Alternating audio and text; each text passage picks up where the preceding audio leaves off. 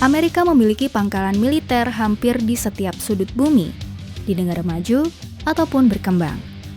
Tentu akan menjadi hal yang sangat menarik jika kita berhasil memetakan titik-titik pangkalan militer tersebut.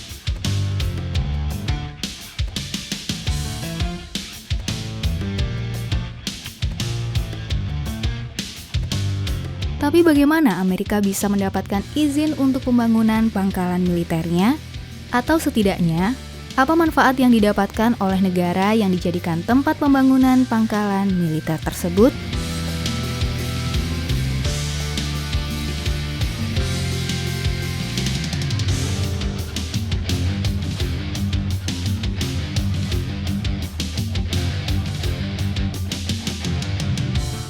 Memetakan kekuatan militer Amerika Serikat bukanlah tugas yang mudah.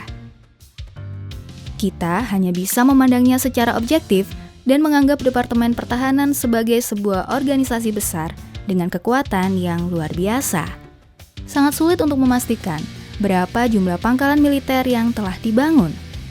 Meskipun sebagian dari pangkalan tersebut berdiri di atas tanah bekas koloni, namun tidak seluruhnya memiliki riwayat yang sama. Sehingga tidak mungkin untuk men-trackingnya berdasarkan daftar koloni Amerika Serikat di masa Perang Dunia.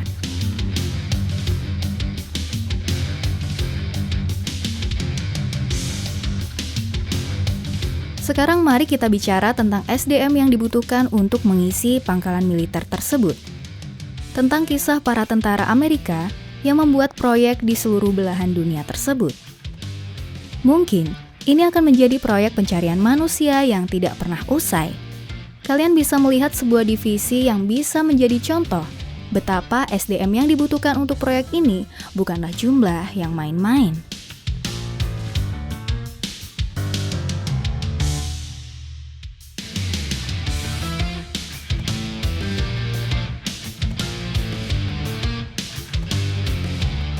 Sebut saja pemandangan ini sebagai pangkalan divisi baja.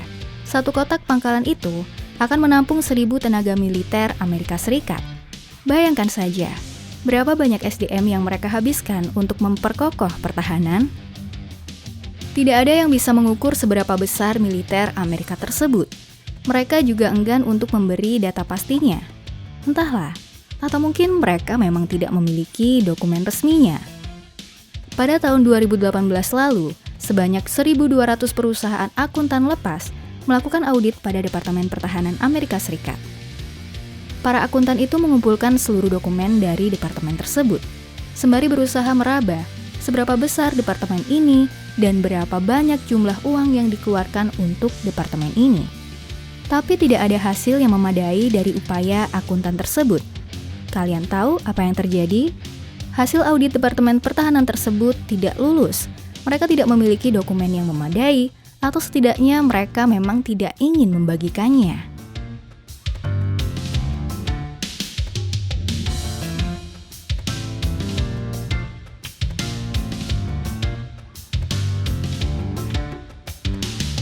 Bahkan, bagaimana bentuk dari pangkalan militer tersebut tidak ada yang tahu. Yang diketahui oleh pihak luar hanyalah standar operasional militer Amerika yang disebut dengan daftar segi 5.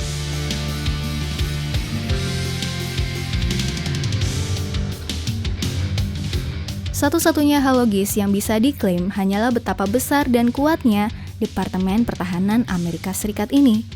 Kalian boleh kagum ataupun terpesona dengan kekuatan Amerika Serikat yang terlihat begitu mendominasi.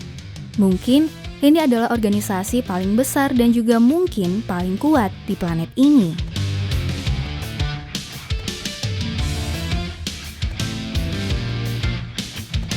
Joe Biden bahkan memberikan perhatian khusus. Terbukti dari fokus Joe Biden dan jajarannya pada sektor pertahanan setelah beberapa minggu terlantik. Ia mentargetkan agar di seluruh negara, kehadiran militer Amerika selalu ikut serta. Artinya, Amerika memang bergerak untuk membuat pangkalan di seluruh negara di penjuru dunia. Strategi seperti apa yang sebenarnya sedang Amerika rencanakan?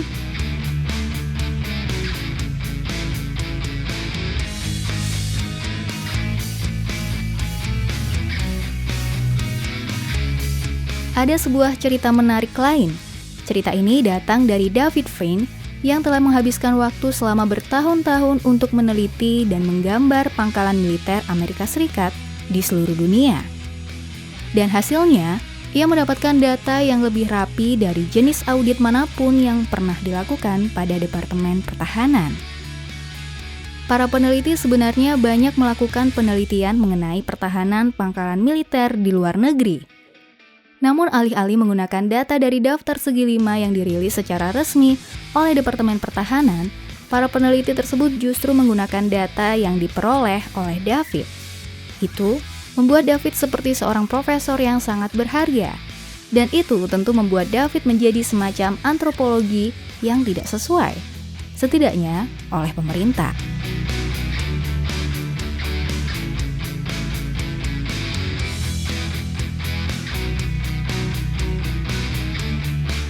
Pembangunan pangkalan militer menurut David dilakukan atas persetujuan dua negara. Jadi, memang ada kesepakatan khusus di antara kedua negara tersebut.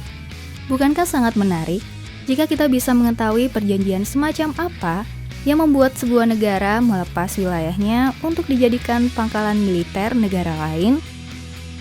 Namun Pentagon ataupun Departemen Pertahanan tidak akan pernah memberikan datanya secara gamblang. Memang tidak ada transparansi. Mungkin isu semacam ini dianggap sangat sensitif.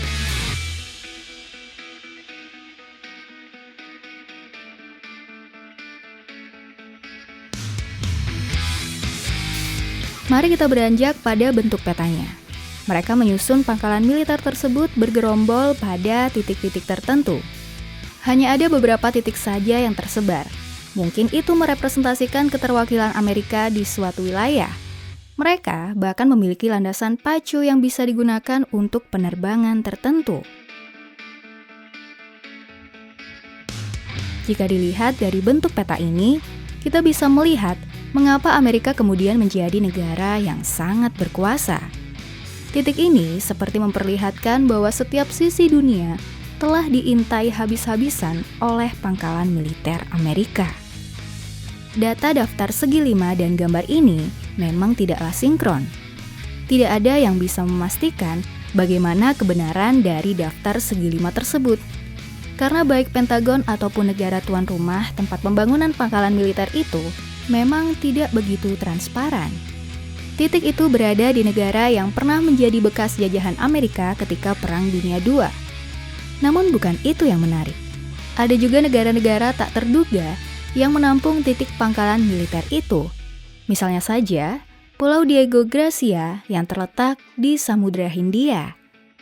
Bayangkan, untuk membangun pertahanan militer di sana, berapa banyak penduduk lokal yang harus terusir? Setelah ditelusuri, negara tuan rumah ternyata menyewakan kawasan tersebut untuk berjaga kalau ada perang. Memang ada keuntungan secara ekonomi, tapi bukankah hal semacam ini mengikis atau bahkan menghancurkan pertahanan mereka? Bagaimana menurutmu?